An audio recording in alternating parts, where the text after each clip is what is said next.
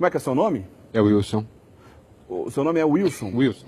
Ô Wilson, você é de que cidade? Você mora em que cidade, Wilson? Eu moro em Jundiaí. Você mora na cidade de Jundiaí? Jundiaí, São Paulo. E você sempre assiste o programa Eclésia lá em Jundiaí? Todo domingo. O senhor assiste então o nosso reprise aos Isso, domingos? Muito bem. Reprise. Que o nosso programa é ao vivo de terça-feira e aos domingos a gente reprisa, tá Correto. certo. Bom, pode fazer a pergunta então. O que você quer perguntar? A minha curiosidade é assim, perguntar sobre a Joana d'Arc. Joana d'Arc. Se ela faz parte da fé católica e quem foi ela? Muito bem. Joana d'Arc. Padre Guido, Padre Wander, ele quer saber sobre Joana d'Arc. Joana d'Arc é santa mesmo?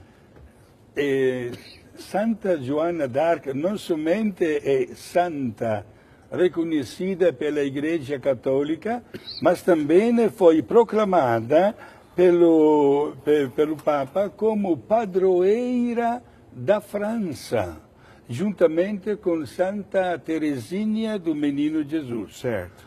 A história de Joana d'Arc se realiza no século XV.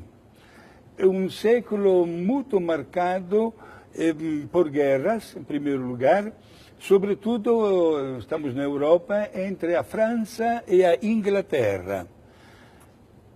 Joana d'Arc, uma jovem, veja que não chegou nem à idade adulta, morreu, foi queimada viva somente com 19 anos de idade. Esta jovem, de família até bastante muito simples, da colônia, camponeses, recebia frequentemente vozes, ouvia vozes estranhas, mas que diziam sempre, olha, vai na igreja, quero encontrar-me com você na igreja. E estas vozes chegavam exatamente da capela onde ela morava. E ela ia lá, e a um certo ponto estas vozes disseram que ela tinha sido escolhida por Deus para libertar a França do domínio da Inglaterra. Explico melhor. A Inglaterra havia invadido, digamos assim, a França, certo, a tal ponto que queria conquistar várias cidades, inclusive a capital, Paris. certo. Esta jovem, tendo recebido estas vozes, ela se animou e foi diretamente às máximas autoridades da França, dizendo, olha, eu estou recebendo um sinal, uma vocação, alguém que me está mandando na frente do exército para mandar embora os ingleses, porque nós temos direito à nossa independência, à nossa autonomia. E conseguiu convencer as autoridades. E ela, digamos assim, chefiou o exército. Interessante, se trajou de verdadeiro militar, de homem com roupa de homem, né? E, entre aspas, será esta uma das acusações que levarão depois esta santa à morte no fogo, né? E conseguiu várias vitórias, mas acabou presa pelos ingleses. Muito bem. Bom, pode completar, Padre. Exato. E uma vez que ficou nas mãos dos ingleses, foi submetida a vários interrogatórios, até da parte de autoridades ingleses. Certo. Aqui começo a entender a pergunta do nosso amigo Wilson. Wilson, isso. Exato. Nosso telespectador. Autoridades até religiosas que queriam ter uma prova de que a missão dela era a missão de Deus. E este processo, no qual a santa nunca caiu em contradição, terminou com uma classificação que ela estava seguindo uma heresia. E foi condenada a uma morte muito cruel, certo? Como bruxa, em poucas palavras, né? E com 19 anos de idade. E terminou aí a história. Só que 400 anos depois, a Igreja quis rever o processo, que foi feito de uma maneira completamente irregular, e conseguiu resgatar a personalidade desta jovem, até o ponto que chegou às honras dos altares. Ótima sua explicação, Padre Guido. E quando o senhor estava explicando, eu lembrei aqui que em uma outra ocasião, né, Padre Wander, a gente conversou sobre isso num programa que a gente trabalhou aqui. Aliás, está disponível no nosso site, lá no portal da Rede Século XXI. Nós fizemos 2 programas sobre a Inquisição. A Inquisição é um tema longo, é um tema difícil. O Padre Wander esteve comigo nesse programa, foi um excelente papo, uma boa conversa. Mas naquela oportunidade, Padre Wander, eu lembro que nós falamos um pouquinho sobre Joana d'Arc.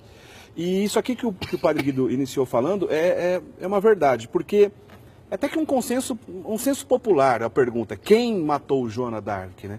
Eu queria que o senhor ajudasse a gente a entender aqui de uma vez por todas. Foi a própria Igreja Católica que matou Joana d'Arc? Se foi a Igreja Católica que matou Joana d'Arc, só 400 anos depois a Igreja percebeu isso? Como é que foi essa confusão? Explica aí pra gente. Tá certo. Olha, já em cima da síntese do Padre Guido, Eric, o que aconteceu é que atribuir o erro de um filho da Igreja à Igreja inteira, isso é um extremismo, é um erro crasso, hein? Certo. O bispo da diocese onde ela foi detida era um francês, Pierre Couchon. O que acontece é que ele, isoladamente, por uma fraqueza de caráter pessoal, uma fraqueza de caráter dele, ele acabou se macomunando com o poder do trono da Inglaterra, que precisava tirá-la do caminho, porque de fato se vê que ela foi inspirada por Deus, porque ela levantou uma nação católica, a França, a filha primogênita da Igreja, a resistir ao domínio da Inglaterra, que é que se dizer, né, Padre Guido? Séculos mais tarde se tornaria protestante, anglicana, Deus que vem do futuro e nos socorre no presente. Certo. O que aconteceu? Como o bispo de Rouen, o Monsieur Pierre Couchon, é que se macomunou e fez todo o processo, isso recaiu em cima da Igreja.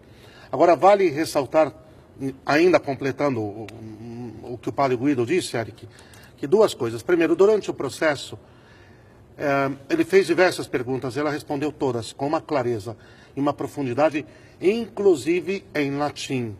Uma língua que, como uma camponesa analfabeta, ela não sabia direito, vamos dizer, nem o francês. Aí se via o teor inspirado de tudo que ela respondeu. E já ao final de tudo se vê como ela mesma tinha entendimento que a Igreja não tinha culpa, que o Romano Pontífice não sabia. O bispo da diocese vizinha ameaçou se remeter ao Papa e foi preso pelo trono da Inglaterra, e assim fica claro como até ela tinha entendimento que no momento final, já na hora de ser queimada, perguntaram para ela, e a Igreja? Ela disse, a Igreja é minha mãe, e eu a amo com todas as forças do meu coração, e daria até a última gota do meu sangue para alimentá-la. Olha a clareza que ela tinha de que a Igreja não tinha culpa de tudo aquilo que estava acontecendo. Ela morreu consciente disso, então. Ela sabia que não era a Igreja que estava matando. Tanto que, uma última coisa, o Padre Guido me permita, Sim. Ela olhou para os olhos dele, ele estava presente, do Monsenhor Pierre Couchon, e disse, o senhor é um bispo mau e não representa a Igreja. O senhor não é a Igreja. Olha só. Isso está registrado por uma grande historiadora da época medieval, a Regine Pernod. Ela toca nesse ponto. Ela é um nome de referência para a história medieval. Sem dúvida. Quer dizer, encerrando o assunto, não foi a Igreja que a matou. Claro que não. Foi um tribunal ilícito, irregular, criminoso até. Criminoso. E a fama ficou para a Igreja mais uma vez. Exato.